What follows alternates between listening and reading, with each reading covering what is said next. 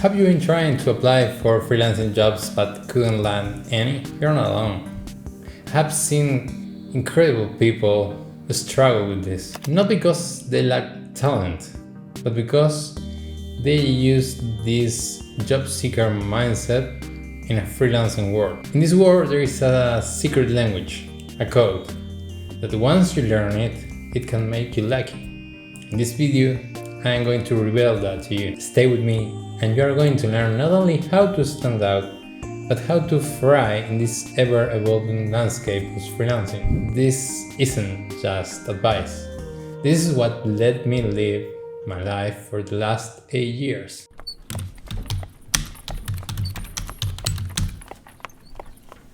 Hi freelancer, I am Gonzalo. With a master's degree in economics, I have been working as a freelancer for 8 years now, mainly in data-related projects. The first jobs I had were due to the triple F: family, friends, and let's be honest, fools. But that doesn't last much as a consistent source of clients. It's a common starting point, but not a sustainable one. So I tried with Upwork, one of the best places to find work. This was 7 years ago and I couldn't land a single client, so I just left it thinking that it sucks. Time to time I tried again with no luck, until 6 months ago I tried this new approach that I'm going to teach you now. Firms and professionals looking for freelancers are not looking for employees. Therefore, the search and match processes are very different. What I did my first time was to put on the search bar economist, thinking things like people would be looking for need an economist for an estimation. There was almost no work under that title, so I mistakenly concluded that there wasn't work for economists or for people like me in that place. Years went by, and as I tried to open my agency as a consultant, I learned a lot about marketing. My clients were mainly based in Argentina, and if you know anything about the economic context of that country, you might know that that isn't a good place to find either work or good money. Given that Argentina wasn't anymore a profitable destiny, I decided to try again international freelancing. This time was very different. Before I entered again to Upwork, I was able to do data analytics, some data science, and I was very good at writing reports. I kinda specialized in that. So this time I didn't went on the search bar and put economist.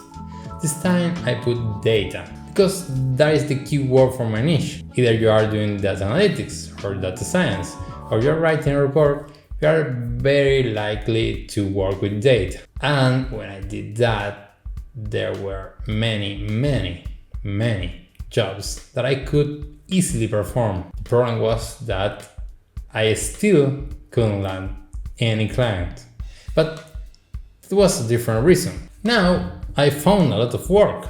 I read post after post of things that I could easily perform.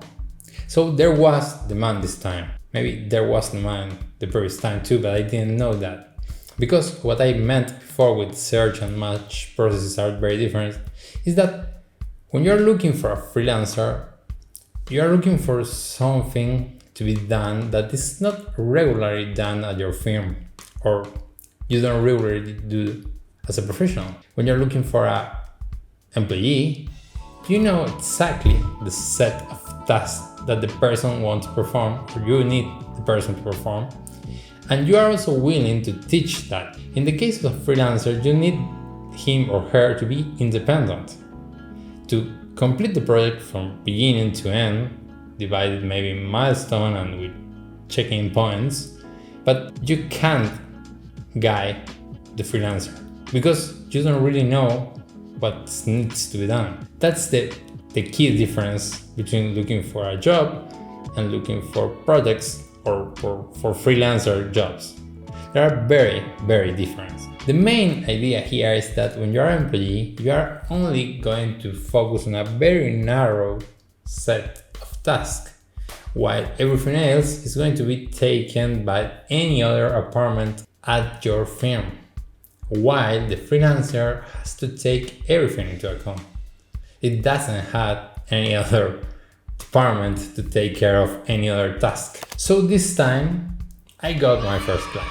But there are many things that you need to learn before achieving actually a client that I'm going to share in this video probably. To wrap up, when you're a freelancer, you are offering a service that can be better understood as a product. So the so-called productized service. I know that this might be too much or that this doesn't make sense yet, but I'm planning to cover all of the things that you need to understand to be a good freelancer, a successful freelancer in all those videos. So I really recommend you to subscribe and hit the bell in order to get to watch those videos as soon as they are online. Anyway, at this point you already can create yourself an account in Fiverr or in Upwork or work on remote jobs. There are plenty of sites, and start to use the search bar to find out what is available in there. Maybe not with so much lag, but you can start. This is also a really good moment for you to see what is available, and from what is available, try to understand what you can learn to do in the short term.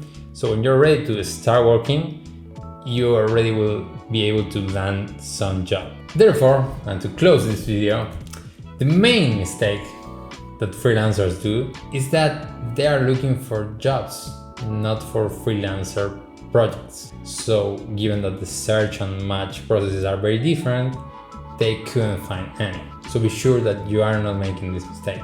You should be offering a productized service from beginning to end, independently made. As a freelancer, you are not selling your time, you are selling a solution. Nonetheless, while this is a massive step forward towards your first hire, this is not enough. There is another huge mistake that people often do when trying to find work, and you will be able to uncover that in this video. Thank you so much.